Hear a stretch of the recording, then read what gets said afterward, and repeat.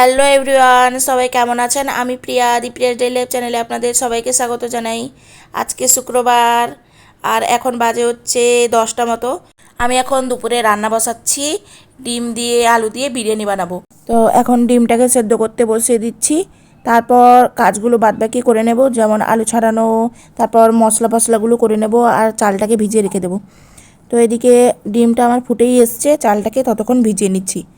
এখন তাড়াতাড়ি একটু রান্নাটা করে নিচ্ছি, কারণ দুপুরবেলা রোদ উঠলে আর এই আগুনের কাছে দাঁড়ানো যায় না। তো এই জন্য একটু তাড়াতাড়ি করে নিচ্ছি।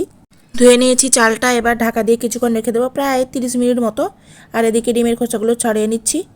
তারপর ভাতের জল বসিয়ে দিলাম, ভাতের জল দিয়ে তাতে দিলাম গোটা গরম মশলা আর অল্প তেল আর একটু নুন। তারপর জলটা ফুটে এসছে, এবার দিয়ে দিচ্ছি চালগুলো।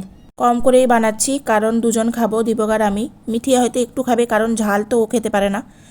তো এই জন্য কম করেই বানাচ্ছি।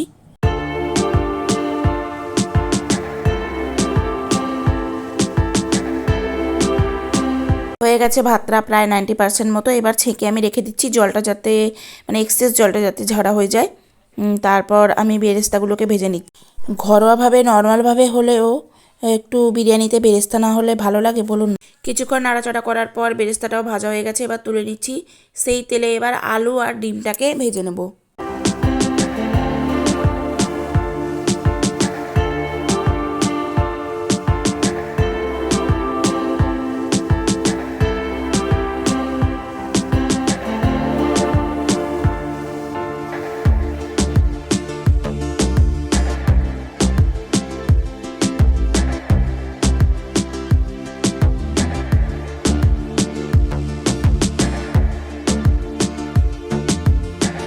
তো ভাজাভাজি পার্ট এবার কমপ্লিট। এরপর সেই তেলেই অল্প চিনি দিলাম। তারপর যে মশলাগুলো গ্রাইন্ড করে রেখেছিলাম, যেমন আদা, রসুন, পেঁয়াজ আর কাঁচা লঙ্কা কয়েকটা দিয়েছি। তো সেইগুলোকে ভালো করে এবার নাড়াচাড়া করে ভেজে নিচ্ছি। গরম হোক আর শীতকাল হোক, কার এরকম আমাদের মতো বিরিয়ানি খেতে ভালো লাগে একটু কমেন্ট করে জানাবেন। আমাকে তো যখন যতবার বিরিয়ানি দেওয়া যায় ততবারই আমি খেয়ে নেব। হয়ে গেছে পেঁয়াজ আদা রসুনটা অল্প ভাজা ভাজা। এরপর দিয়ে দিচ্ছি হচ্ছে হলুদ গুঁড়ো, লঙ্কা গুঁড়ো, জিরে গুঁড়ো, ধনে গুঁড়ো, তারপর অল্প নুন, রোজকার যে মশলাগুলো দিয়ে ভালো করে কষিয়ে নেব যতক্ষণ না তেলটা ভালোভাবে ছড়ে যাচ্ছে।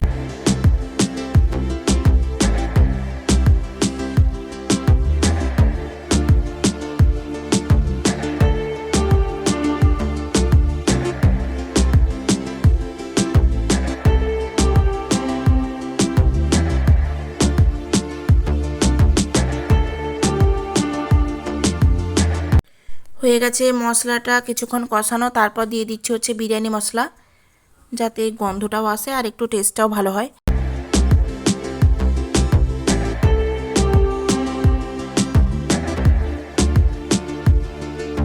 তো হয়ে গেছে মশলাটা ভালোভাবে কষানো। এরপর দিয়ে দিলাম হচ্ছে ফেটিয়ে রাখা টক দই। তারপর নাড়াতে থাকবো, না হলে আবার টক দইটা ফেটে যাবে।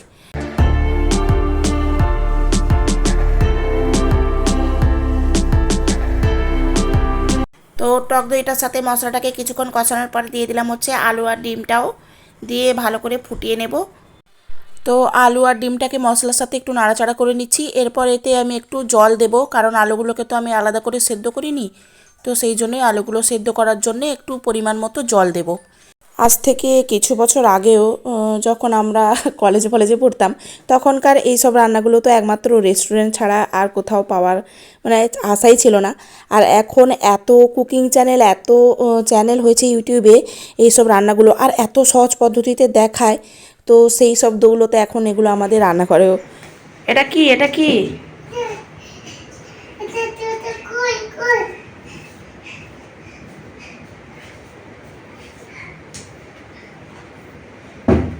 আস্তে, লেগে যাবে। আচ্ছা, তুই স্নান করলি যে এক্ষুনি? স্নান না, এক্ষুনি যে করলি স্নান। বলে এখানে, এখানে সাইকেলে বসো, এখানে সাইকেলে শোনা, সাইকেলে বসো।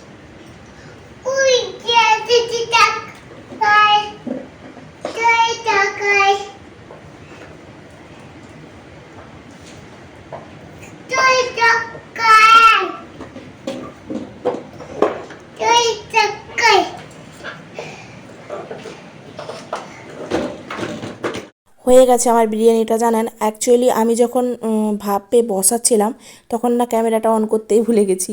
তো আমি আরেকদিন অন্য কোনো দিন বানিয়ে আপনাদেরকে দেখাবো। তো এই যে দেখুন হয়ে গেছে আমার বিরিয়ানি। কালারটা বেশ ভালোই এসছে আর গন্ধটা সত্যি এত সুন্দর ছড়াচ্ছে, গোটা ঘর মমো করছে। আর যতক্ষণ ভাপে বসছিল ততক্ষণ আমরা সবাই স্নান করে নিয়েছি, এবার খেতে বসে গেছি।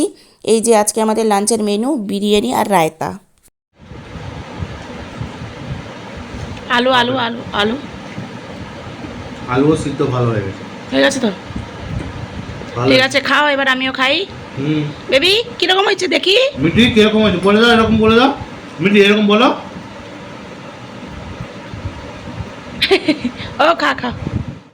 এখন বিকেল 5টা 5:30 বাজে, রোদটা কমে গেছে। তো আমরা বেরিয়েছি, এক জায়গায় যাচ্ছি চড়কের মেলা দেখতে। আমরা যে কলোনিতে থাকি তার পাশের কলোনিতেই এই সিদ্ধেশ্বর বাবার মন্দির, ওখানেই হচ্ছে চড়কের মেলাটা। তো আমরা কিন্তু জানতাম না, আমাদের একটা বন্ধু থাকে এই দিকে, ও ইনভাইট করেছিল, তখনই জানতে পারলাম।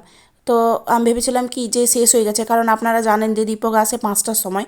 তো আমি ভেবেছি এতক্ষণে শেষ, কিন্তু ওকে যখন ফোন করলাম বললো কি যে না, এখন শুরু হচ্ছে। তাই আমরা এখনই যাচ্ছি, প্রায় সন্ধে সন্ধে হয়ে এসছে।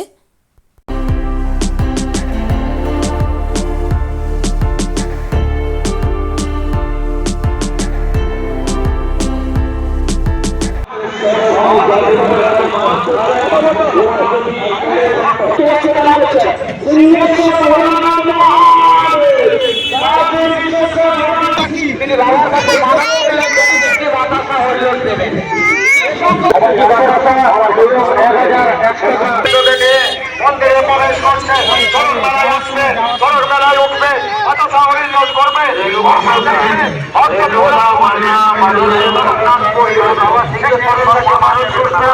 ওনার বাড়ির সবাই যদি সুস্থ থাকে মঙ্গল করবেন বাবা মহাদেব। বাবা সিংহেশ্বর চড়ক মেলায় ভক্তরা মানত করলে বাবা সিংহেশ্বর মহাদেব কৈলাসে পাঠিয়ে দেবে আগামীকাল।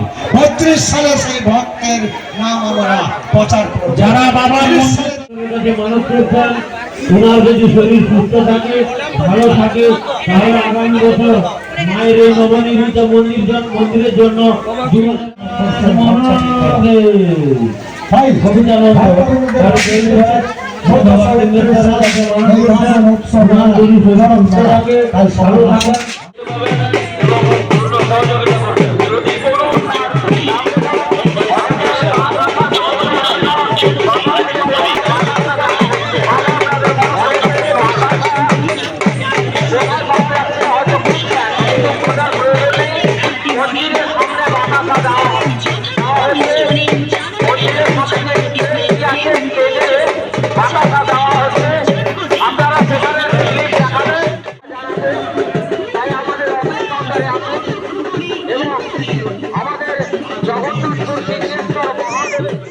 তো হয়ে গেল ঘোরাফেরা, ঠাকুর দেখা, খাওয়া দাওয়া, সব কিছুই কমপ্লিট। এবার আমরা বাড়ি চলে যাচ্ছি, কিন্তু বাড়ি যাওয়ার আগে মিঠি যেহেতু কাঁদছে যাবে না বলে, তাই ওকে একবার পার্কটা ঘুরিয়ে নিয়ে যাব। আর মিঠি এখন খেতে খেতে যাচ্ছে হচ্ছে ওই কটন ক্যান্ডিটা, যেটা ওকে কিনে দেওয়া হয়েছিল।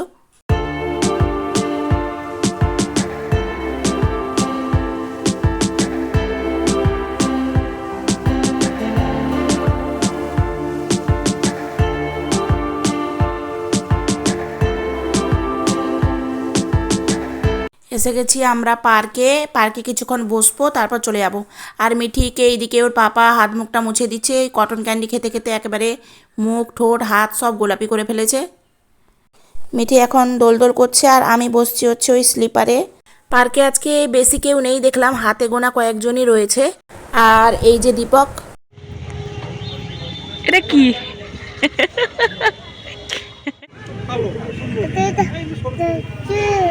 বলছে আমি খাও খাও। সুপারভাইজার ছিলাম আর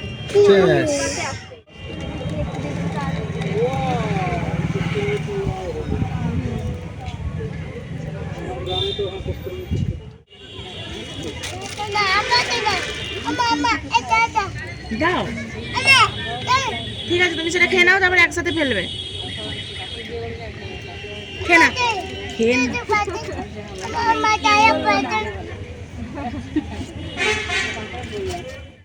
আমরা মোটামুটি যেখানেই যাব মুখ আমাদের চলবে। মেলাতে চটপটি আর পার্কে জুস টুস খেয়ে এখন আমরা বাড়ি চলে যাচ্ছি।